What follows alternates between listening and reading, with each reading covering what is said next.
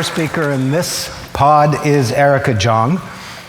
It's 27 years since the appearance of her racy and very funny first novel, with its brilliant, its iconic two-word descriptor for perfect fantasy sex without consequences.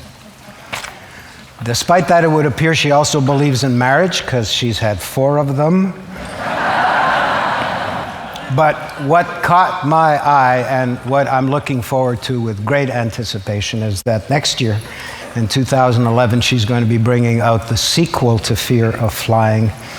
And this time, Isadora Wing is a woman approaching 60, a woman of a certain age who remains attractive, sexy, full of beans, to which I say, amen, Erica. Right on, sister.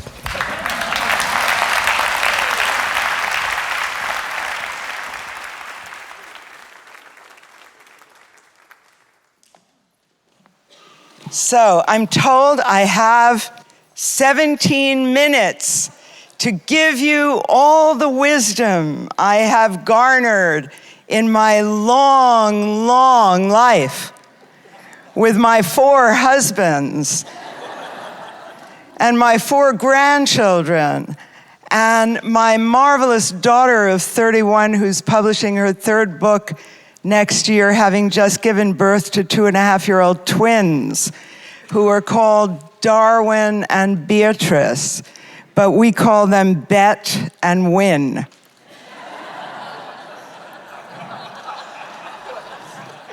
So they were born on the 18th of January, which is a very auspicious date among the Jewish people, because we like the number 18. Does anyone know why?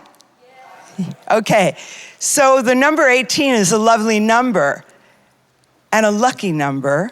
You can explain to your colleagues why later. And we also like the fact that they are twins. He is very tall, little Darwin. He's a head taller than Beatrice, little Bet. She is fierce. She's like a combination of my mother and my daughter. I have to tell you about my daughter one thing.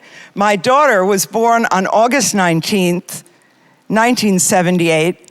She shares Bill Clinton's birthday. Her daughter was born on the 18th of January. They are such fierce women. I never remembered to tell my daughter that she can't do things. She thinks she can do anything. And so does little Bet. That anything includes telling her mother what to do all the time. She tells me what to do, what to eat, which dermatologist to go to, how to do my hair, what person should streak it with blonde.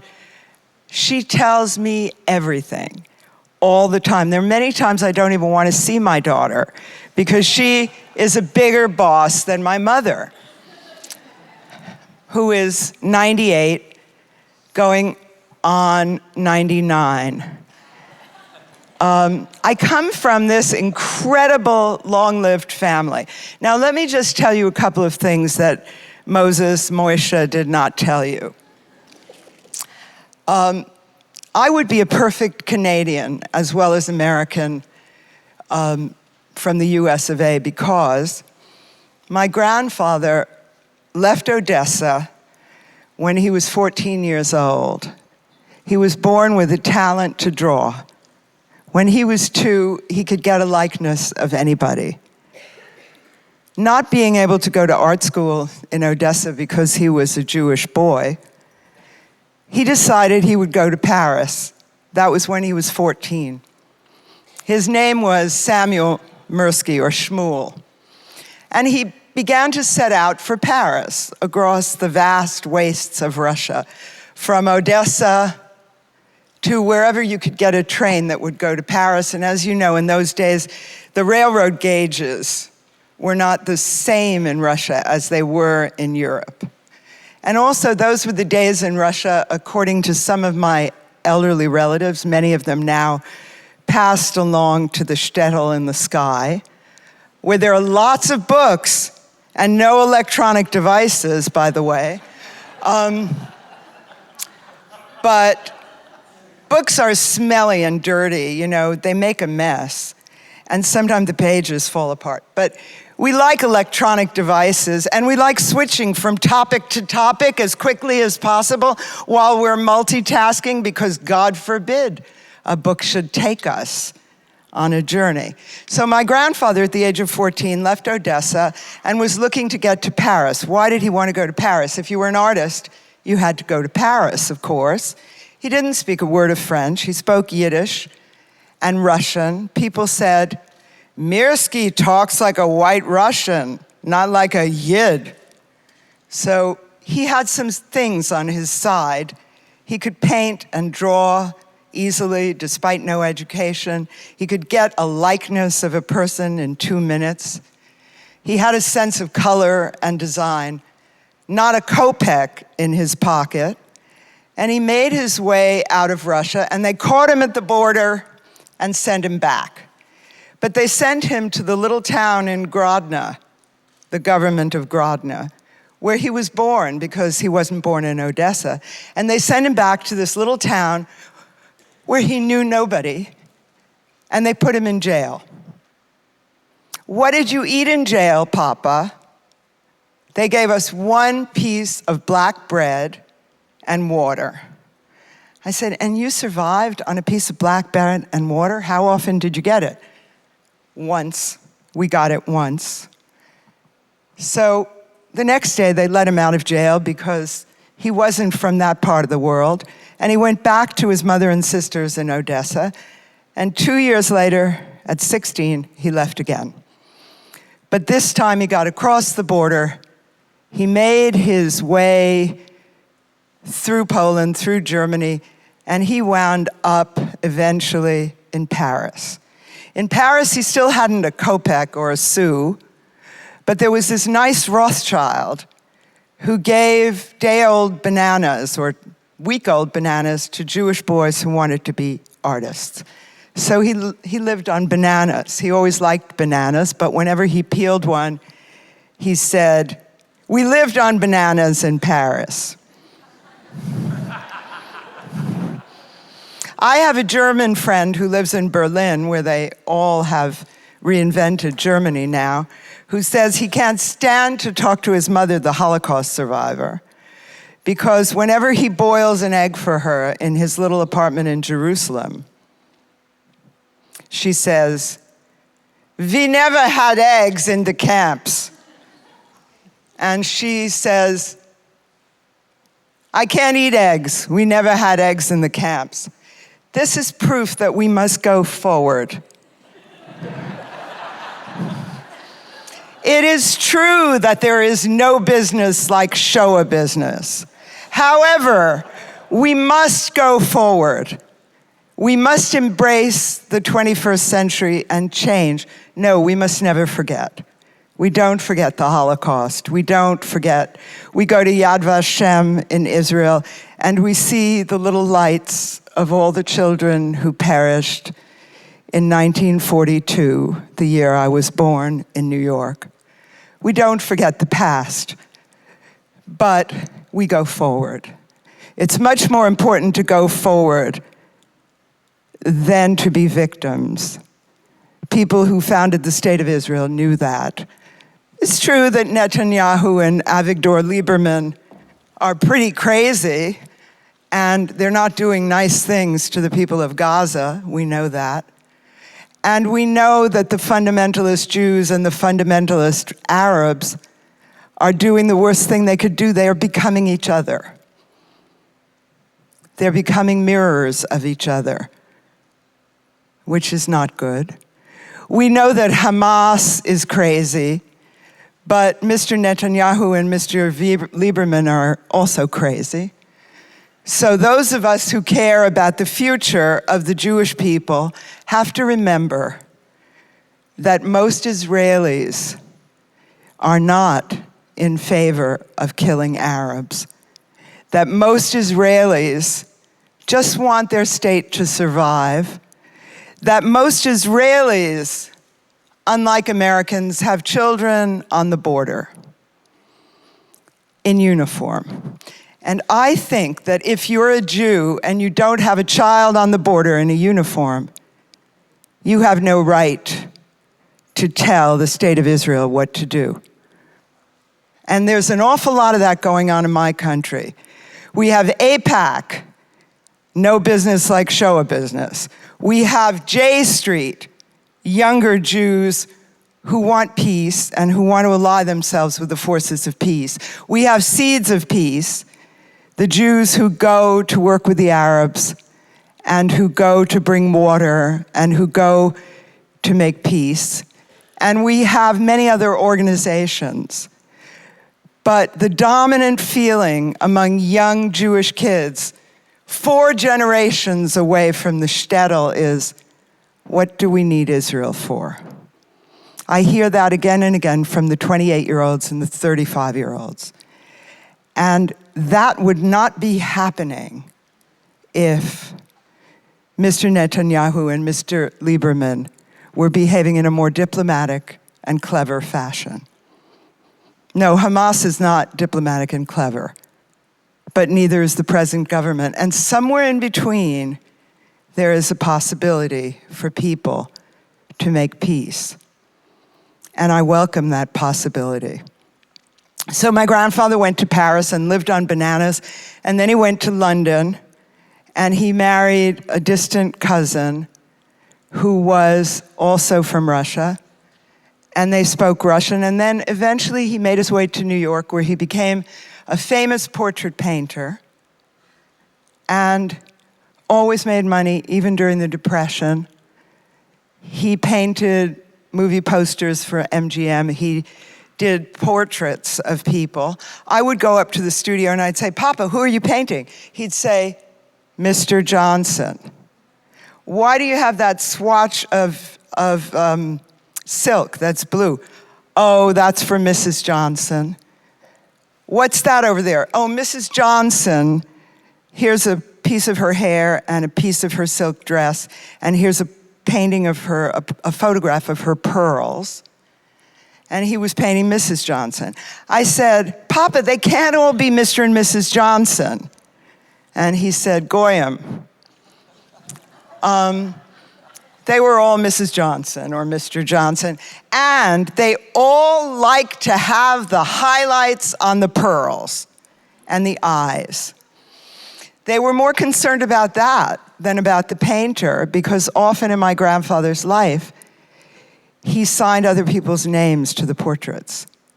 There were these guys who went to Palm Beach wearing Panama hats and white suits and spats. They went down to Palm Beach in the 1920s, and they sold portraits. There was a guy called Mr. Finley, and he could talk the talk and walk the walk, and he could talk with Mr. and Mrs. Johnson. And he could say to them, "Mr. Johnson, you're a great man, but you have no portrait. A great man needs a portrait. A great wife needs a portrait." And he would sell them double portraits. And my papa would paint them, and Mr. Finley would sign his name. Later on, but my grandfather made a good leaving, as my grandmother said.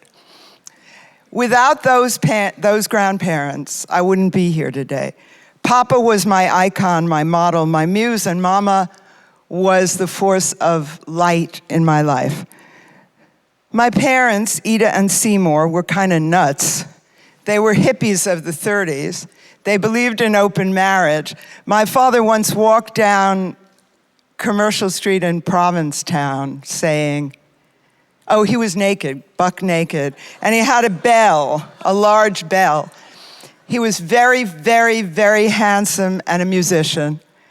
And he would walk down Commercial Street in Provincetown, buck naked, and scream, hear ye, Forbidden Goyim, which means, listen, listen, you uptight Gentiles.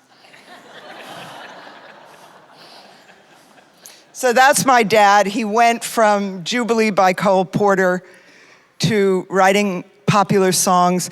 In the 50s, he went into the tchotchke business and surprised himself, he who was a left-wing guy, I am a red diaper baby, by making millions importing tchotchkes from Japan and China.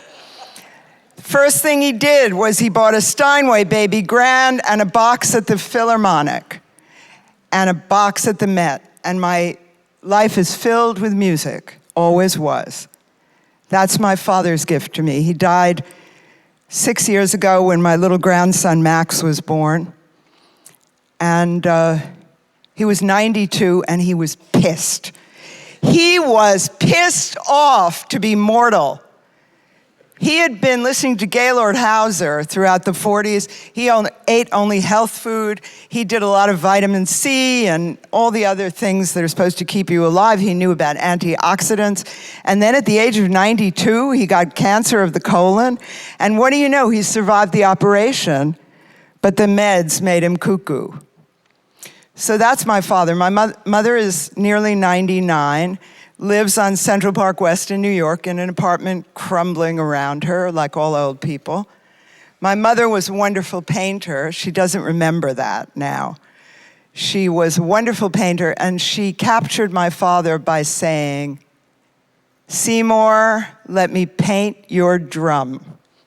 He was going to paint a scene, she was going to paint a scene of the Catskill Mountains where they met on his drum. And the rest is history. So I grew up in a house where there was always music, always painting. And I thought, how are you going to make a living, Erica, if you don't do something creative? So I began as a painter and then moved on to poetry, to fiction, to nonfiction, because you can do certain things in a poem, but you cannot, in a poem, talk about the satire of daily life, which you can do in a novel. So there I was, Erica Jong, much decorated younger poet, won many awards, won the same awards as Sylvia Plath, won the same awards as Anne Sexton. And then one day I published this novel, which everybody calls that book. That book. On my tombstone, it's going to say, "Here lies one who first said zipless fuck." Anyway, on my tombstone, it will say zipless fuck if they let it be on my tombstone, but I don't want a tombstone. I want my ashes scattered over the lagoon of Venice. Everybody knows that, who might survive me. So here I am. I have become an icon. I have no idea what an icon is, but I do know this, that every time I sit down to write, it is a new beginning. People always ask me, how do you write once you know that people will read you? And I respond, I pretend that what I am writing, nobody will ever read. Because unless I do that, I can't write a line. We are always beginners. That's the nature of life. The Zen people know it. We are always beginning again. Each of you, people always ask me, how do I become a writer? And I say, write. Read the writers you love. Read them, read them, read them. See how they get from A to B. Study your own family. See who inspires you, who makes you mad, who infuriates you, and write. There is only one way to be a writer, and that is to banish the great-grandmother on your shoulder, the one who says, write nice things, don't embarrass the family. Banish that voice. Banish the voice inside yourself that says, I can't do it. I can't do it. I'm not Philip Roth. I'm not Erica Jong. I'm not Margaret Atwood. I'll never do it. I can't do it. Banish that voice and write your story. Start in the middle of the action. Start when things are happening. You can go back and tell the story of your grandparents later. Start in the middle. Get the reader to turn the page, because if the reader doesn't turn the page, or the Kindle, or the Nook, or the book, or the whatever, forget it. Tell your story and forget about that person on your shoulder who is fearful and who doesn't want you to embarrass the family. Fuck the family. They're not on your side and they never were.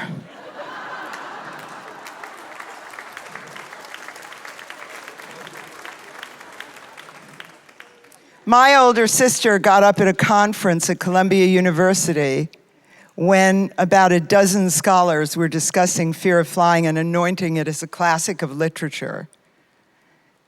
She got up in between all these presentations on my work, and she said, "I just have to say that I love Erica, but Erica Jong has ruined my life."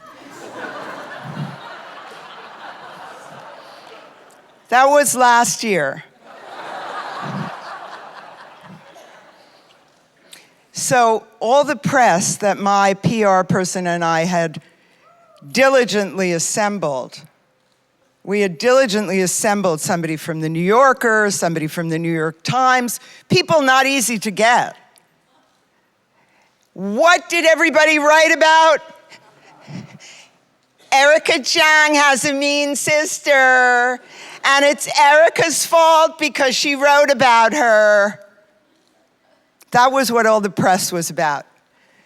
Then my older sister said, "I'm so sorry. I apologize. I apologize, but I'm really happy that I commandeered all the attention. You got enough attention all your life. Grandpa liked you. Daddy liked you. Everybody was in love with you. You had blonde hair. You were so cute. You had blue eyes. They were always painting your portrait. But I'm sorry." So I say, don't show them what you're writing unless you want to be silenced. Don't ever show them what you're writing, because they get mad if they're in it, and they get more mad if they're not. Never show them what you're writing. That is a recipe for never writing. Okay? Sometimes you have people who happen to be your flesh and blood who actually like you.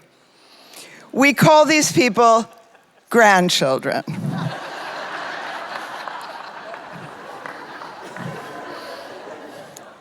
They like your stories. They want to hear your stories. They want to know where you grew up. Like I wanted to know about Papa going from Odessa to Paris and eating bananas. I was fascinated. I've written so many things about him. Without him, I probably wouldn't be a writer, because my grandmother always used to say, "How would you make a living if you don't paint?"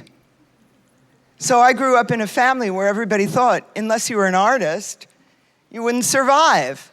What a lucky break. When I grew up in New York, I thought everybody was a painter, a fiddler for the Philharmonic, or a Yiddish actor. That was the world I grew up in. I thought everybody sang folk songs, like my darling friend Judy, who you're going to hear very soon, and whose voice gets clearer and clearer and clearer as her soul gets clearer. And she is one of my icons and dear friends, and you will hear amazing things from Judy, as I have for the past 25 years. She has been a beacon to me in self-knowledge, in love, in marriage. I adore her, so I'm happy to be on the same stage that she will grace in a few minutes. But what I want to say to you is, whatever you want to do in your Zoomer years, don't ask the kids. And don't give them your money, and don't impoverish yourself for the grandchildren. But tell your story. I teach a memoir course. I've invented it myself, so people can write the story of their lives. And there are a few things to remember. Start in the middle of the action. Don't go back to the great-grandparents. You can put them in later. Tell your story in a way that makes the reader want to know what happens next. Allow your own prejudices and fears to be there. If you don't have prejudices, you maybe don't even have a voice, I would say. Don't worry about embarrassing the family. They're already embarrassed by you because you're old. They don't like you. They don't want to believe, particularly your children, that you ever had sex except to conceive them. My daughter believes, my daughter comes to my house in the country, and as she's walking up the driveway, which is very steep, "Put your clothes on, Mom, we're here." It's true, there were many nudists in my family, but I've outgrown that, I'm in the swimming pool, swimming laps, wearing a one-piece suit. But her image of me is erotica queen of sex, which was my nickname at the High School of Music and Art. It was my nickname at the High School of Music and Art, even though I never had sex with anybody. I grew up in the days of Stinky Pinky. We were afraid. We were afraid of getting pregnant. So we just messed around. The girls jerked off the boys. I know nowadays the 12-year-olds say, oral sex is not sex. The boys like you, though. The 12-year-olds say, well, it's not really sex. You just get them off. But what does the girl feel? Nothing. She might as well have genital cutting. She's doing it for the power. We fought a whole revolution that women were allowed to have pleasure, and the 12-year-olds are doing it for the power. They don't enjoy it. They just want the boys to get off. Was that the revolution I was working on? I don't think so. So we made half a revolution, and then Princess Di married her prince, and women started being gold diggers again. They wanted to marry rich. I saw that happen in the 80s, and I thought, what the fuck is going on? They want alimony, for God's sake. They want to have their babies with an oligarch. They want to have their babies with a billionaire. Millionaires are very poor now, as we know. They want to have their babies with a billionaire and then get out of the marriage, have the babies. They keep the apartment on Fifth Avenue and the house in the Hamptons, and over and out. Maybe they can find a Russian oligarch next time who has even more money and is currently not in jail.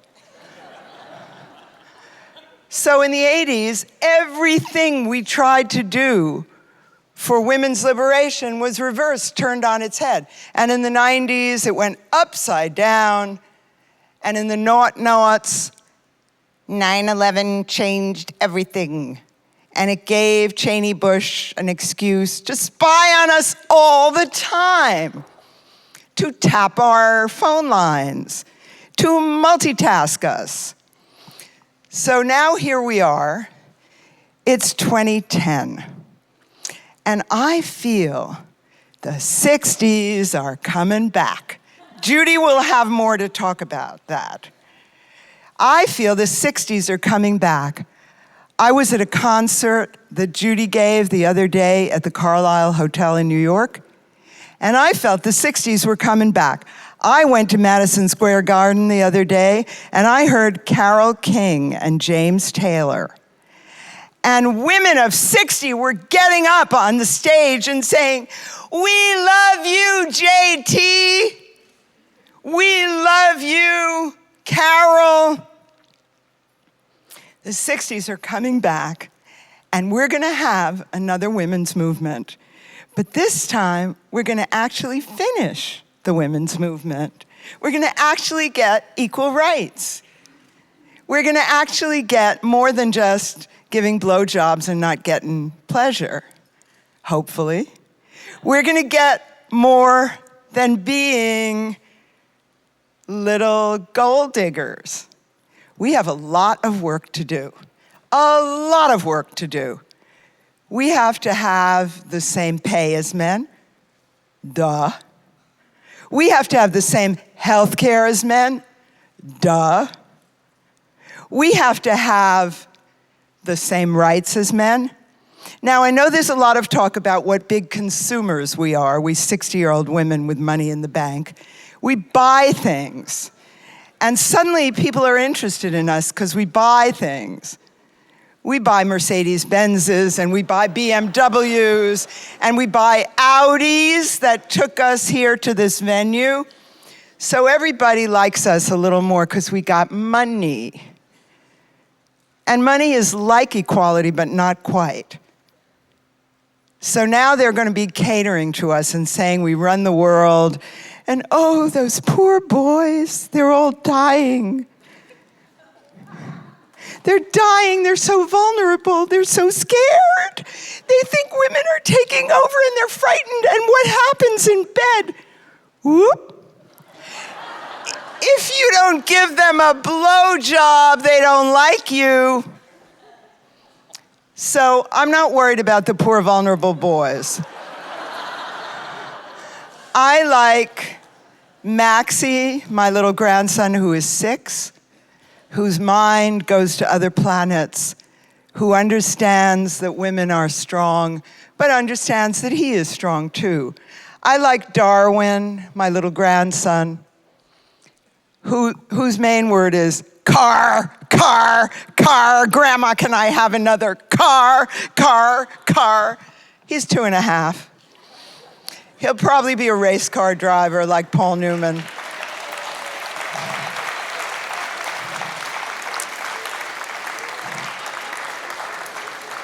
Write your story and tell the truth.